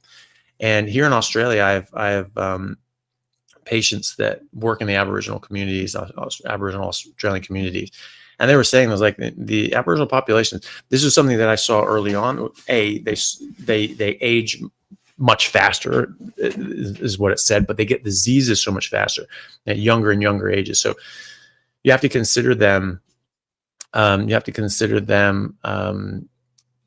Sort of in an older age group. You have to sort of basically add 20, 30 years to whatever their age is, because they just get these diseases so much quicker. So someone who's 35, you have to sort of consider them as a geriatric population, right? Which is weird to think about. But there's a lot of hesitancy in the Aboriginal population to go through traditional Western hospitals and treatments and things like that. Even they get cancer. We had a young boy who was 20 years old. He had bowel cancer. 20 years old, has bowel cancer. And so like, okay, we need to do surgery. We need to do this, whatever. And he just took off. He was just like, nope, not dealing with that. And that was a bit weird, but what was said is like, yeah, that's really common. They abscond a lot and they just take off. They don't really like getting treated here. So they go do their own thing. Well, in speaking with people that work with these communities and maybe people here have worked or in that community or work with that community, as well. But what I was told from my patients who work in those communities is that what they're doing is they don't trust Western medicine. They don't trust Western hospitals. They don't think that it actually helps them, and that it's not the right thing to do. What they do is they go out and live in the bush with their relatives that are out there, and they go back to their traditional ways of living. They take off their shoes, they start eating goanna and kangaroo, and they just get back to basics. And that is what they do to heal themselves from these Western diseases. And, we don't know the rates of success and all that sort of stuff, but that's what they do. And they get sick and they get diabetes, they get this, they get that. They go out in the bush and they go on walkabout and they just stay off in the wild for several months or however long. And then they come back and bright, shiny and healed. So, this again shows that cause and effect relationship, right? That you change your lifestyle and you'll change your health outcomes. And it is that easy. It's just, how do you change it? We're being told, don't eat meat, eat a bunch of fiber and plants and low fat and seed oils. They've never existed, but for some reason we've been missing it all our entire existence as humans. We've been missing this thing that's never existed. That makes sense. That makes perfect sense. Right. I can see that. And and so we're told the wrong thing, and so we're told to eat garbage that makes people a lot of money. And again, that goes back to that evil background issues. Like, you're profiting off of people's suffering. You're making this product that is harming people, and you're lying to them, and you're spending billions of dollars marketing this as health food and paying people to lie and say that it is health food, and paying for fraudulent studies to suggest that it's health food, and it's garbage. I mean, just do something real, like produce something that's useful and make money that way. Be a useful addition to humanity. And the system will reward you if you do something that's beneficial for people and they want it and it helps their life. Then not only do you benefit, but they benefit. So that's a win-win. And the Milton Friedman, Nobel Prize winning economist, used to say that the free market system is forced altruism. I can't make a single dollar. You can be the greediest person in the world. You can't make a single dollar unless someone else is willing to give you that dollar in exchange for whatever you're producing. And so it forces you, even if you're just this low down scum and you just don't want to help anybody, if you don't do something that's beneficial to other people that they're willing to give you money for, that give their hard-earned money for, you don't make any money. So even if you're a bastard, you still got to do something useful. The problem is that these bastards have figured out ways of not being useful and still making money, pretending to be useful because they're spending all this money, muddying the waters. And that bothers me. Like, just do something useful, you bastard. Like, I mean, it's not that hard. You're working harder to put forward a shitty product that hurts people and then lie about it and cover it up. And then you would if you just did something useful with your life. It's just like, how useless are you, and how much of a terrible existence do you have that you subsist off of the suffering of others and trying to trick them into thinking that it's beneficial. Oh, but I make all this money. Like, dude, your life sucks. You live an empty existence, and you're a useless human being, and you're not benefiting humanity. You're worsening it.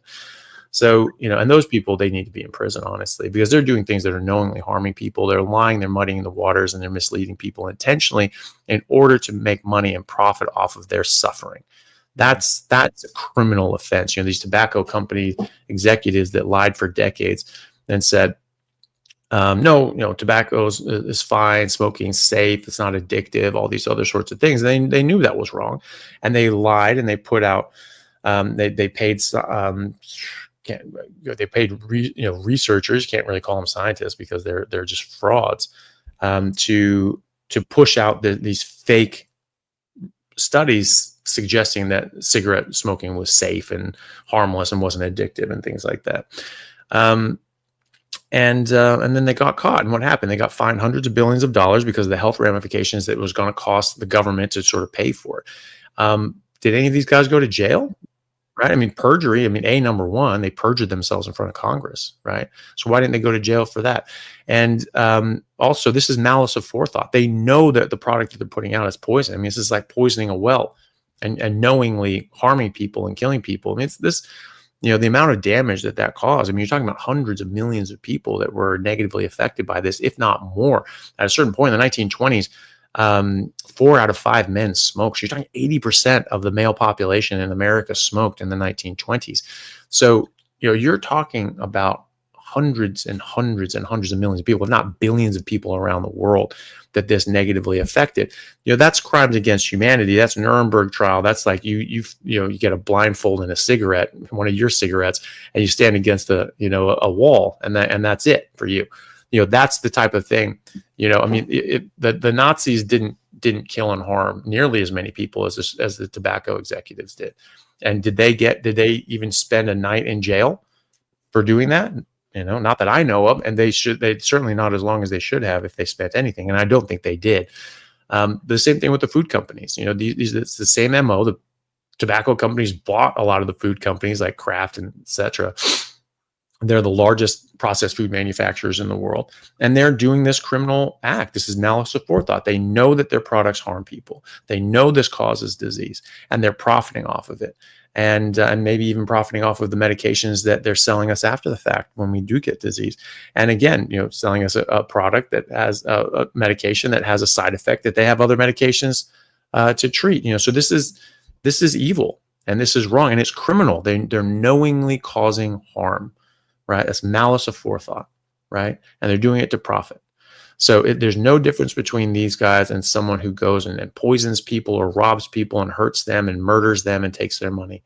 This is what they're doing. They're causing harm, they're causing damage and social disorder, and they're causing death, and they're causing unnecessary harm and death, and just to take people's money, And so that's no different than a criminal on the street, robbing and killing somebody for their watch, So until we start prosecuting these people criminally and demanding that these people be held criminally accountable for their actions. I mean, if it's, there's always plausible deniability and things like that. But when we have the tobacco companies where there's documentation saying that they knew for a fact that this was causing harm and they were hiding it,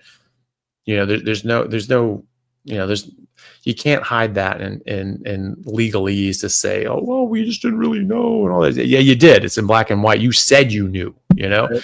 And why the hell weren't they criminally held accountable? So until that happens, this is never going to stop, because it's just those fines. I mean, they fine the tobacco companies like over $200 billion, right? Wow, that's a lot of money. How many trillions did they make doing this? Right? If you're only going to fine them a small fraction of the money that they made profiteering off of people's suffering, it's just cost of doing business. You had the issues with the COX-2 inhibitors, you had the issues with Oxycontin and things like that. They got fined billions of dollars, but they made tens of billions of dollars. Right. So this is just you pay 10%, in fines and things like that. Great. All right. That's fine. You still made all this profit. It's still worth doing it in the future. Whereas if you fine them more than they made and profited from whatever criminal act that they did, then they start sitting up and taking notice, because now you're hitting the bottom in their bottom line, because it's not about oh, well, we still made money. So who gives a shit? It's now, holy shit, we lost all that money and more, and now we may not even be able to continue on as a company.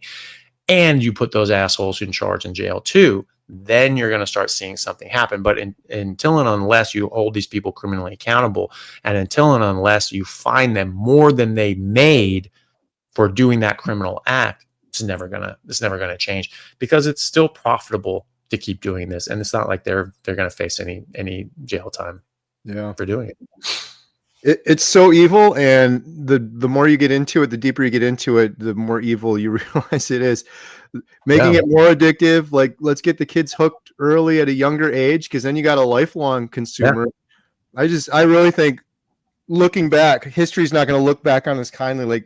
Really, you're getting children hooked on this stuff too early, just for more and more money. Get them in that cycle of sickness early on. It's crazy. When you were talking about the economics earlier and the useful, do something useful, it's interesting and kind of ironic, because the most useful thing that's ever happened to me is Carnivore. And it was free, but in retrospect, I've said this before, if I would have had, if I would have known the power of this, I'd be I'd mortgage my house. I'll start over from scratch. I would do anything, because I was so unhealthy and so sick. You don't have your health, you really have nothing, kind of thing. So the economics of it is interesting. It's too bad they can't incentivize a better way around it. All the incentives are screwed up. All the incentives are completely messed up. If the incentives around congestive heart failure were to cure it, I probably would have healed it a long time ago, versus just let's see how much money we can make off of it. Yeah, well, that's what Professor Seifried says is when we figure out how to make putting people on ketogenic diets and those sorts of things, we find able to make that profitable, then you'll start seeing this going. That's okay. I mean, even just getting into the news, if there's a profit motive behind it, then you actually have a marketing budget to pay a few $1 million to get this on national news across the country, right? So but you can do this yourself. And that's why we do this grassroots movement the way that we are and the way that you are. It was a huge part of that is the work that you're doing. Is this getting out to more and more people? Because we can just do this right now. You don't need a doctor to do this for you. You can change your diet today, and you can see these benefits today. If you have medications and you need help deprescribing, then you do need a doctor to help you with those sorts of things. And yes, if you have specific health conditions and things like that, you should consult with your doctor before you make any drastic sort of changes. You're like, this is not specific medical advice. This is just generality. You can do this right now. You don't need this to change in the guidelines. If you think that's something that's going to benefit you, you can do this, and you can do it in a very safe manner. And you can find someone, like myself, like some other clinicians that have a lot of experience with this and can help you transition safely and help you deprescribe safely and all these other sorts of things. Rivero, Dr. Baker, his company, that's like all they do. They're in all 50 states in the US, and they're helping people deprescribe. They're helping people get healthy and then just stay healthy. My business model for my practice is a self-limiting one, where there's a lot of upfront education, teaching people how to live their life and how to be healthy, getting them off these medications, and then keeping them going, showing them all their blood work, all these massive improvements, and they just go, wow, this is amazing. Never going back on that one. And and then if they're on medications, I might see them once a year just to make sure that they're doing okay. And oftentimes I don't. Oftentimes it's just new patients. And I have like a 3-month backlog on new patients because there's so many that it's all word of mouth. I don't advertise for this, not on my social media and not on, not locally, right? It's all word of mouth. So these people that we've gotten better, they impact the people around them. Their family sees that, their friends see that, their kids see that, and they see that for their kids. They're like, hey, look, you need to go get help. You need to go change your life because this is something that I was suffering with and now I'm not, right? And so, we get referrals constantly from different people. It's not just from my social media. Yes, I get people that come in and want to know who I am from my YouTube channel, but the majority are coming in because of word of mouth of other people that we helped and got off all their medications or most of their medications. And so, that's the thing, we can do this in a grassroots way. Anybody can make these changes in their life and they can make these positive changes. We don't need them. Just because they're selling harm doesn't mean we have to buy it. We are still in a free market system for now. They're really trying to stop that and trying to make it so we're not allowed to buy beef. We're not allowed to buy the things we want, that we have to buy the crap that they're pitching out. And that's, any sort of totalitarianism. They're going to try to force you to profit them. Right. And so, but until then, we can still make that choice ourselves. And no matter what they're selling, no matter what they're pitching, we don't have to buy it. And unless we buy it, it doesn't matter what they say. And then hopefully enough people will get on board of this. I mean, we're seeing some very, very, I was saying this years ago that, we need to get this grassroots movement going as much as possible and get enough background noise and enough people on this healing that then it becomes politically expedient for people to start looking into this. And now we're seeing that in the Maha movement. RFK is on a carnivore diet. Yeah. And he's saying this has massively improved his health. And you listen to his voice, it's actually started to get better, which is amazing, because that's something that he's, really struggled with. And from what I've read, has really been upsetting for him, as you would expect, not being able to use your voice as you normally would. And a lot of people, from what I hear in that Maha movement, like RFK and the people that he's influencing are doing this now too, and getting interested and losing tons of weight and getting their health back. So, eventually we'll hopefully be able to start getting that more top down approach of saying, hold on, we've been lied and misled for a long time. And then when that starts coming out, then people, a much broader audience will be able to see this. But either way, we can do it right now. I mean, I've been doing this for nearly a decade now, and there's just not a chance in hell that I'm going back. They cut off the beef supply, I'm going hunting. Like, that's all there is to it. I'm getting a ranch, I'm making raising my own animals. Like, you're not going to stop me from from eating properly and feeding my kids properly. It's just not, it's not going to happen. And, there'll be a bloody revolution, and that I'll be happy to be a part of if that ever comes to that point, because we have to protect ourselves and our well-being and the well-being of our children and our future as well. We cannot allow them to control us in that manner. Yeah. The ripple effect of carnivore, which you were talking about a little bit, that's been something that's just been remarkable. It's crazy.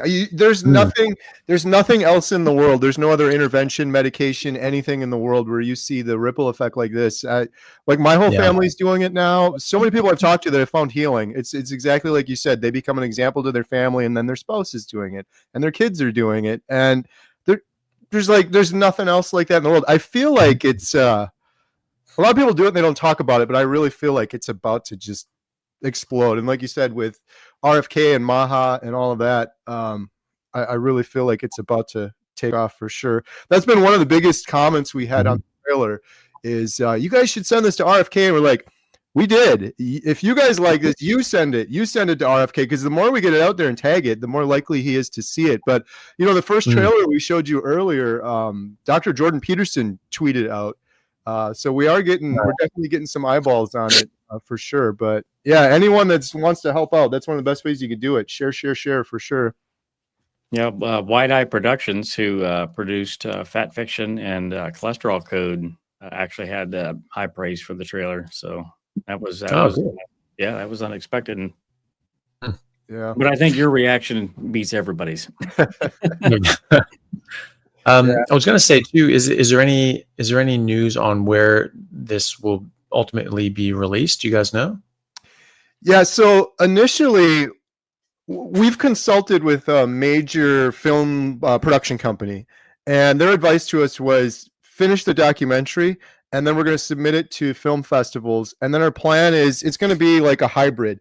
My wife and I own a little small town movie theater here, so it's definitely playing in our movie theater, but we're hoping to release it in several movie theaters and do like a hybrid. But with all of that said, the goal is not to make money off of this. The goal is to make it as accessible as possible. I want to reach millions of people with the documentary. So that's kind of the approach we're taking, finishing it up and then getting it out to the world.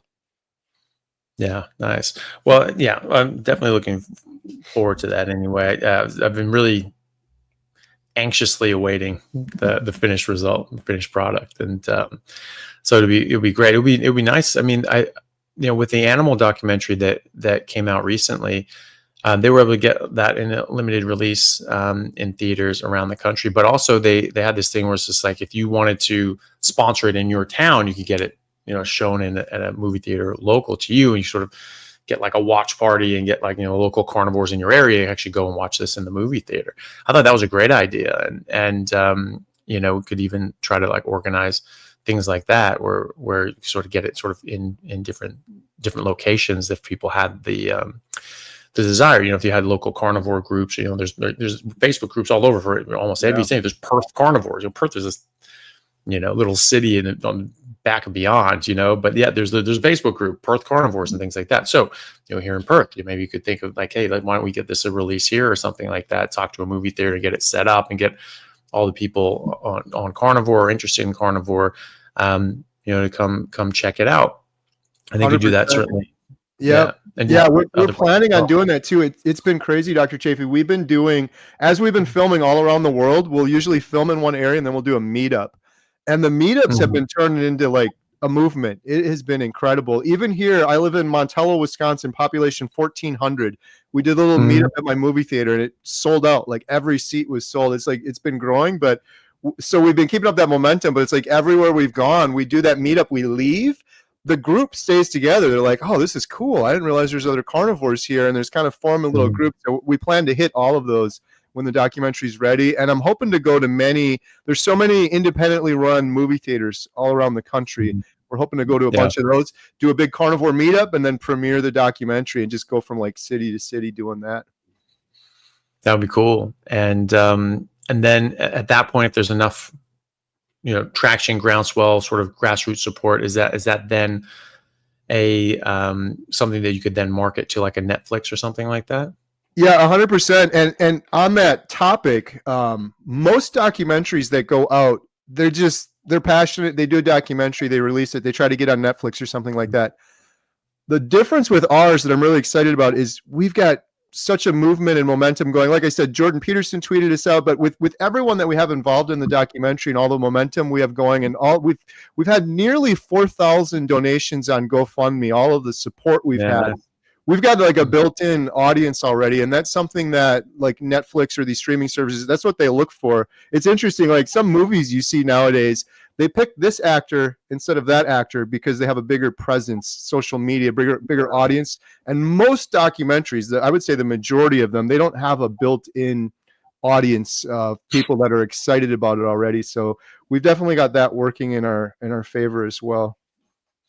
Yeah, nice. Well, it'll be great. And, not that Netflix is the end all be all, but it's a lot of people see it, and, sort of you get on there and you get out to a lot of people. And I think that, as far as making money is concerned, I don't think you make money when you get on Netflix, but you do get to get out to their audience. And so, I think that it's like the documentary, was it Sacred Cow or something like that? I think they lost money, I think, ultimately on that, but it had a huge impact on people, and started changing that narrative of like, it was just this one-sided, cows are evil and destroy the earth. It's like, no, they really don't.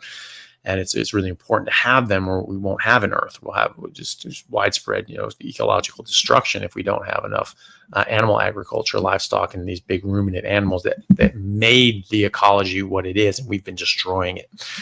So I think that just having that out there, and and that's sort of the nice thing about crowdfunding, is that you're sort of not really looking to recoup your losses. It's not like a business venture. This is just sort of like, hey, this is the community coming out and doing this, and driving this forward. And so hopefully.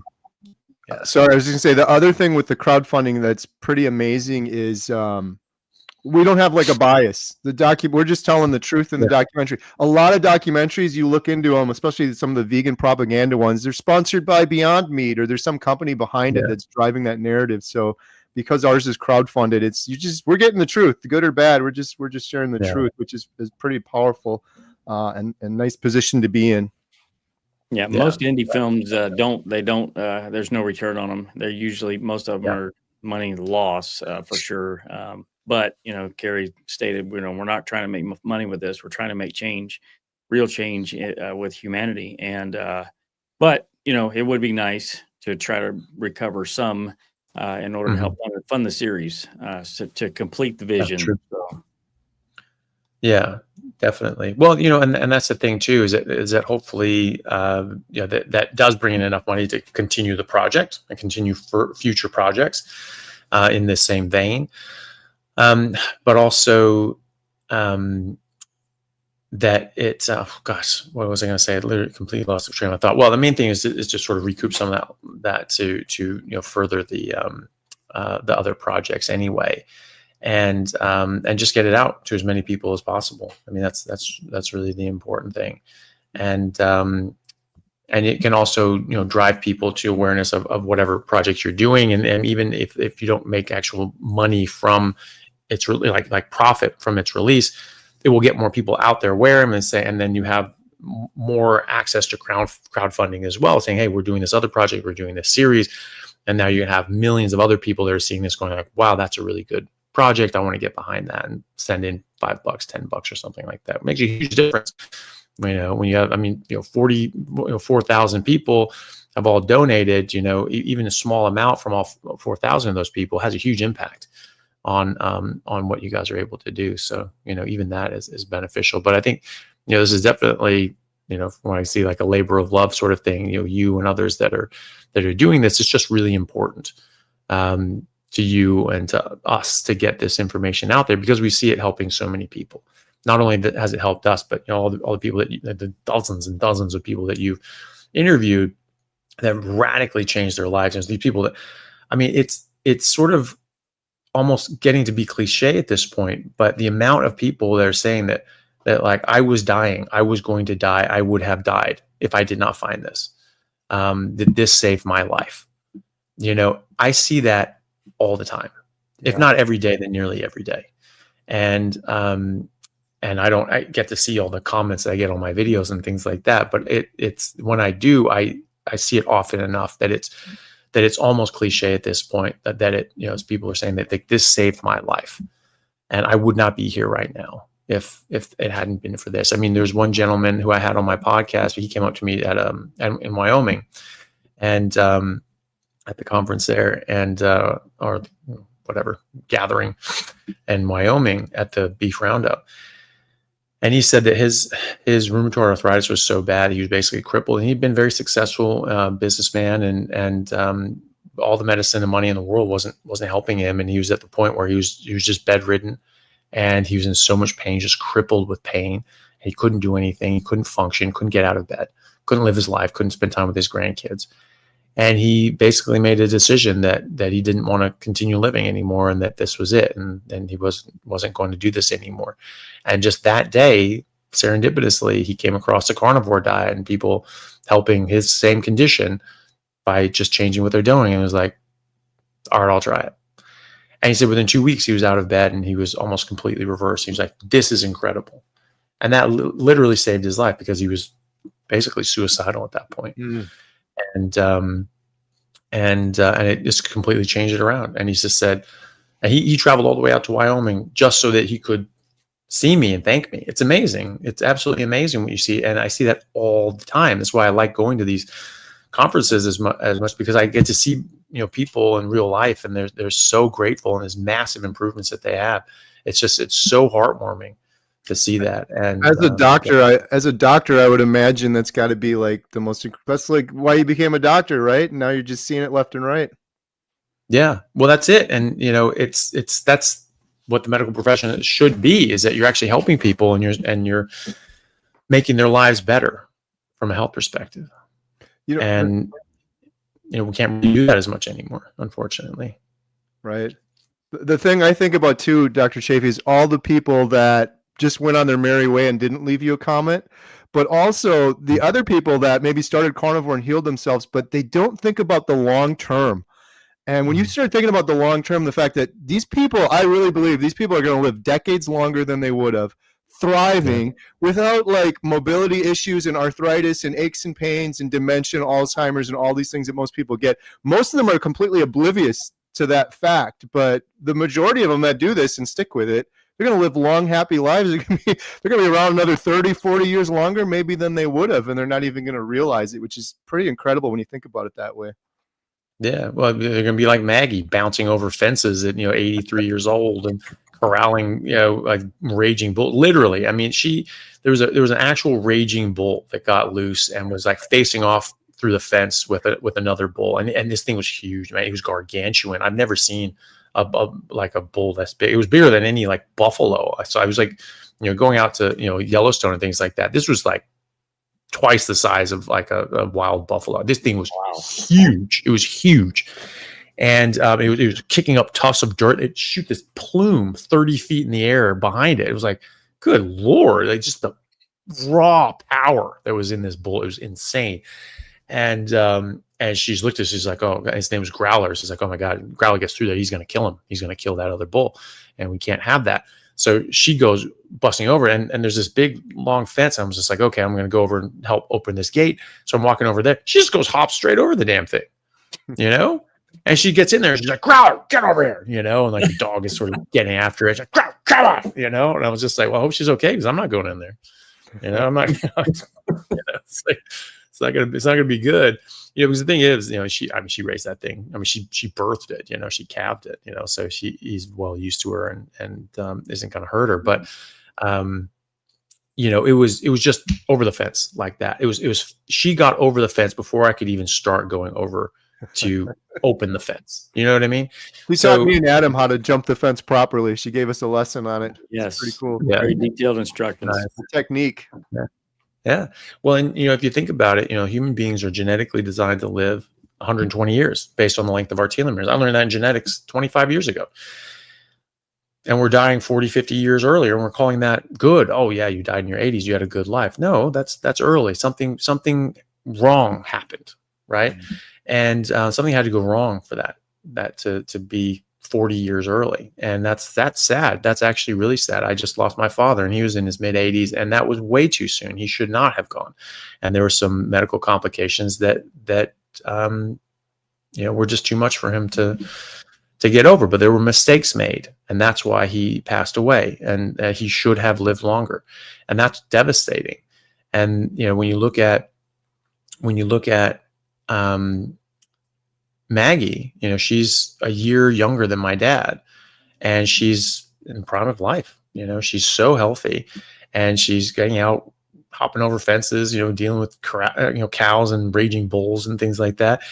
And she even says, she's like, I'm middle-aged. I feel middle-aged. I'm just in the prime of my life. I'm just going to keep going. And she is, that is middle-aged, And so living out to our natural design, our biologically, we should be able to live out our natural biological lifespan. And the reason that you die in your 80s, maybe there's something inappropriate, something wrong that happens in the hospital. Like my father got a hospital-acquired pneumonia, and got extremely sick from that, and had some issues that actually, unfortunately, should not have happened, and made him worse. That's it's no one's fault. They were just mistakes that were made. But that's the problem. Medical errors count as like the third leading cause of death in America, and unfortunately, that was the case here. But most of the time when you're dying in your 80s is because you were sick in your 50s, and you've been sick for decades, right? And so if you're healthy in your 80s, and you don't necessarily have to be unhealthy at 100 or 110. You might be a little more frail and not able to jump the fence as easily as you did before. But if you keep doing it, and you keep jumping the fence, and you keep going over, and you keep exercising, and you keep your body fit, actually you probably can. And so there's that element as well. But if you're able to stay healthy and eat the right thing, your body will last. And as long as if you're physically active and you keep your lean body mass and your musculature developed, and you keep working on it and trying to improve it as you age, there's no reason why you can't be 110 working in the garden, working in a pasture, going to the gym, going on jogs. There's no reason for that.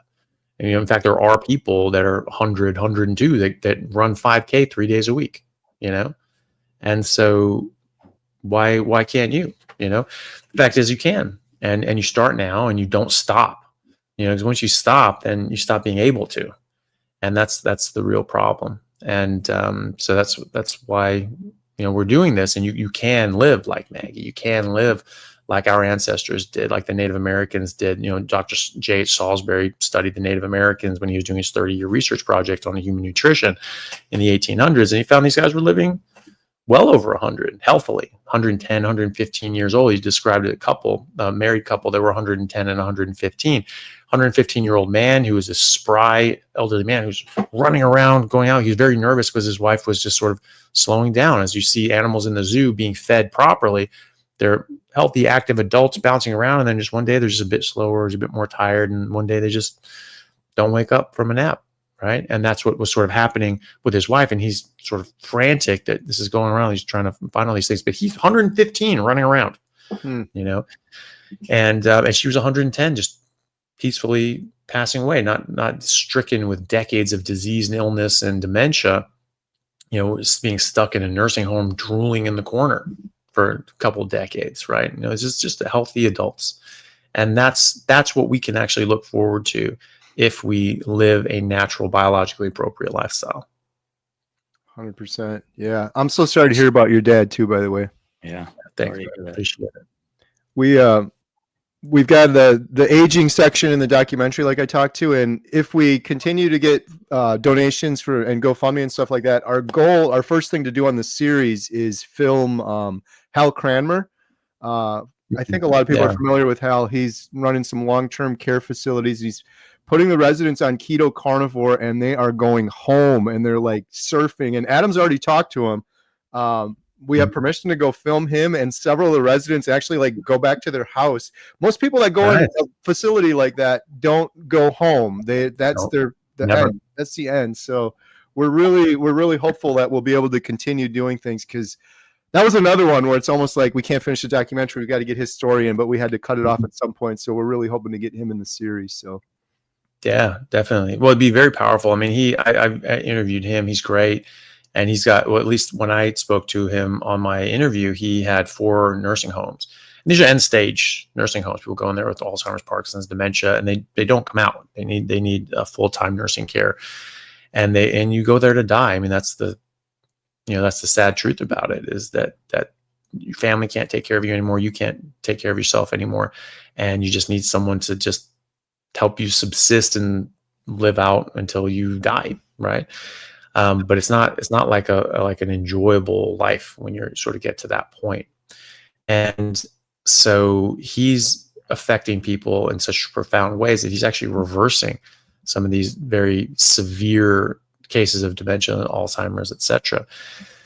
That some of them are able to go home, or some that couldn't even remember their name, couldn't speak, they were nonverbal. All of a sudden they're speaking, they're remembering what meds they're on, or what meds they were on, they're not taking anymore. And they're out working in the garden and doing all these other sorts of things. It's pretty amazing. And, it's one of those things that I'm glad you're interviewing him, because it's something that work and those results are something that have to get out there and have to get people to say, like, hold on a second. That doesn't need to happen to me or my parents. Yeah. Like, hold on a second. We need to get on this. Or something everyone can get behind, right? Something everyone can get behind. Should be front page news. Another one of those, like this. He's already doing it. He's been doing it for a while now, and it's a little blip here and there, but everybody should know about that. Yeah. Well, hopefully we can make it front page news. You make enough noise, and who knows? Maybe we can get a crowdfunding exercise to get some damn media attention. You know, I mean that's how the game is played. You pay for media exposure. Right. And so you can make a big enough story and get enough attention that they say this story could give us enough eyes that it's worth our time. But otherwise you have to pay for it. And so maybe that's the next step, crowdfunding a media campaign to get this sort of stuff out there, so that it does actually get on damn front page news, because it should. It deserves it. Yeah. Absolutely. Awesome. Yeah. Well, I want to thank you so much, Dr. Chafee. You're incredible. We really appreciate you. You really helped kick off the whole documentary. You're a huge part of it. And thank you for having us on and sharing our trailers. We really appreciate it. Yeah, well, thank you very much for having me. And it was great to see you guys. Keep up the good work. I'm really, I'm proud of you guys, honestly. I think you're just doing such great work. And I'm really happy that you guys are doing this. And I wish I could have done something like this myself. And I just didn't think that I was able to at the time. And so I'm just glad that someone is, and better men than I, and I was just very proud to be a part of this as well. So thank you all.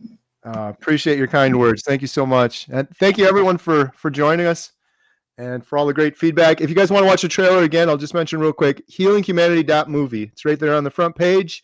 Share if you want. You can sign up for our newsletter. If you want to get one of our shirts, every penny goes towards the documentary. So thank you guys so much, and have a good night, everyone.